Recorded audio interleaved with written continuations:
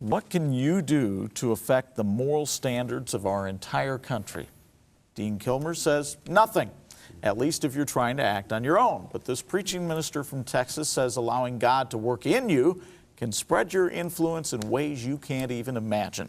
Pastor Kilmer lays out 6 ways to do it in his new book, Igniting the Moral Courage of America. And Dean, thanks for joining us today on the Harvest Show. Obviously, if you write a book like this, you feel we're not displaying moral courage, so what has made us moral cowards? Chuck, what's happened in our country is our integrity has been kidnapped. It's been kidnapped by the false messages we get all the time. We get a false message every time somebody talks about the gay rights movement, because the word gay says something good when really it's something immoral. We've had our integrity kidnapped by this idea that truth is relative, that there's no such thing as absolute truth. Now, if there's no such thing as absolute truth, how do you know what's right and wrong? We don't know what's right and wrong. We've had our integrity kidnapped by the thought process that says we need to tolerate everything. Well, you see, we love everybody, but Jesus Christ didn't come to save us in our sin. He came to save us from our sin. Well, normally if somebody kidnaps something, they'll send a ransom note, they'll make some demands. How do we get back our integrity? The way we get it back is we start out as individuals living for Jesus Christ and living up to God's moral standards. You know, the Bible tells us God is a righteous God, a loving God that will keep His covenant of love to 1,000th generation to those that love Him and keep His commandments. Now, I believe that God wants to love your children. You know, those children that painted the room lime green. Yes. He wants to love those children. He wants to love my grandchildren. But the only way it's going to happen is if we keep His commandments. So we start out as individual Christians to live with integrity, to live honest lives, and to share our faith with other people. And that becomes a ripple. Have you ever thrown a rock out into a lake? Sure. And you watch the way the ripples go out? Well, it starts out with our integrity, living for God every day and sharing that with our own kids and our own family. Dean, we're talking about the moral courage of America on a kind of a macro, big scale. It seems like the issues that you just mentioned, you know, about tolerance, about relative truth, not absolute truth, about homosexual rights. It seems like there's a lot of voice in the media and maybe along the periphery, the edges of the country on the coast, but across the great swath of most of America, middle America, there's a different mindset, a different culture, a different value system. Are you saying we're not quite speaking up enough for what we know to be true? Exactly. The thing that's happened to us is we've got this idea that we have to keep our faith out of the mainstream or out of the public view. Well, you are what you believe, and I am what I believe. And these negative values that have come across our country are hurting our people. And we were talking about it earlier, about how hard it is for kids to go to school because in schools, they don't have the family background. You know, they're not coming from homes where mom and dad are training the kids. Right. They're coming from homes from single parents, homes that are split by divorce. So what we've got to understand is that you and I have to stand up and start living with integrity and sharing that. You know, more people in this country want to have a good, solid, strong Christian nation than the ones that don't. We've just been silenced by this idea of political correctness. And there are some things, you cover some steps, specific steps that as individuals we can begin to kind of throw that stone in the water and start a ripple. Exactly, and as I just said, it starts with our integrity, but then we spread that out to our families. We start out by teaching our kids that the real joy in life comes in a home. You know, the media keeps telling us that all the joy in life is out there with the single people that are the swingers, and the result of that life is they have a lot of fun to begin with, and then they end up in a disaster. But we start out with this family, and we teach our family that the real joys in life are in loving each other and loving God. So we go from the individual to caring for our families, teaching our families love, out to our schools. And Christian people need to be involved in our schools. Most people in our schools really want to have good schools. They want to have discipline. And Christians can be involved in that. You know, we elect the school boards. The school board hires the superintendent. That's where the school's going to be. It's going to be according to what we do. And then we follow that up by bringing moral courage to a whole community. In other words, we get active in the community.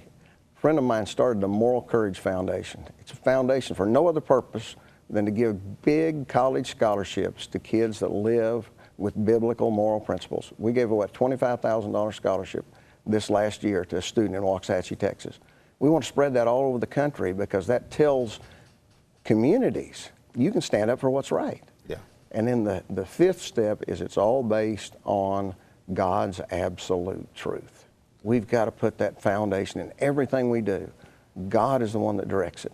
And then the last step is letting God work. See, God has all the power. One of my favorite stories, Chuck's about a little widow lady, 92 years old, dying with cancer, weighed 84 pounds. I'd go to see her in the hospital, and I'd go on days when I was a little discouraged because she was always so excited about life. Even though she was in pain, she's dying with cancer.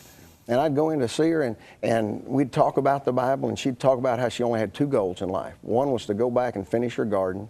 The other was to go to heaven and be with God. The only thing she was ever afraid of was a nursing home.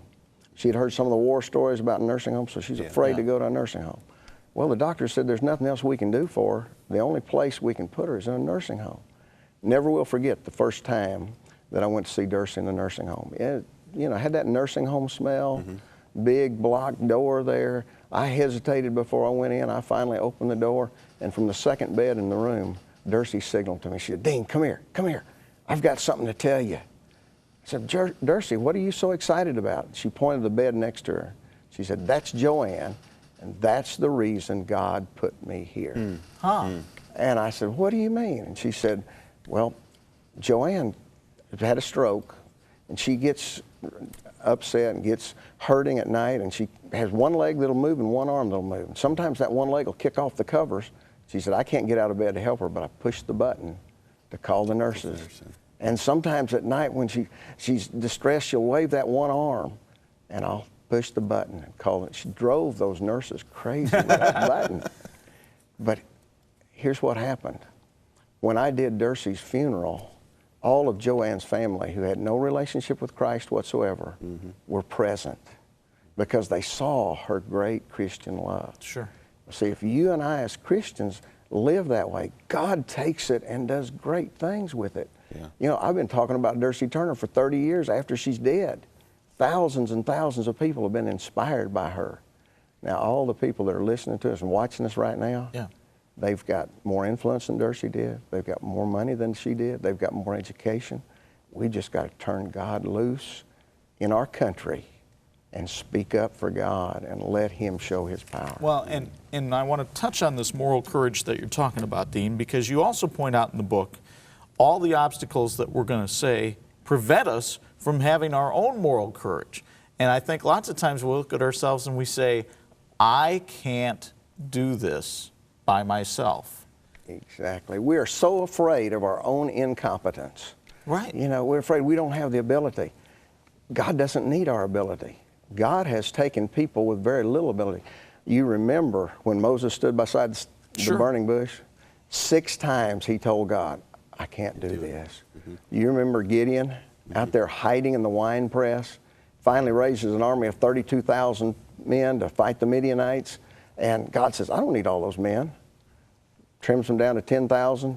God says, I don't need all those men. Trims them down to 3,000. Then what does he do? He disarms them. You know, he puts a horn in one hand and a lantern in the other hand, and 300 men defeat an army of 132,000 because of God's power. What we've got to do is we've got to put our focus back on God. He's the one that can change this nation. He's the one that can change our homes.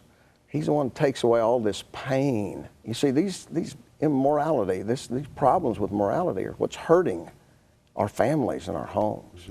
So quickly, how do we turn ourselves over to God? How do we empower ourselves through God? What we've got to do is we've got to write a mission statement. We've got to sit down as individuals and say, this is what I think God wants me to do with my life. The reason I wrote this book is because I know that God wants me to help future generations to serve Him. And because future generations should serve Him, I decided to write the book.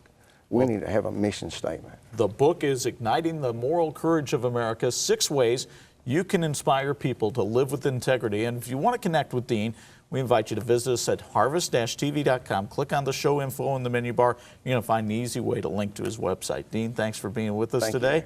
Just a quick reminder.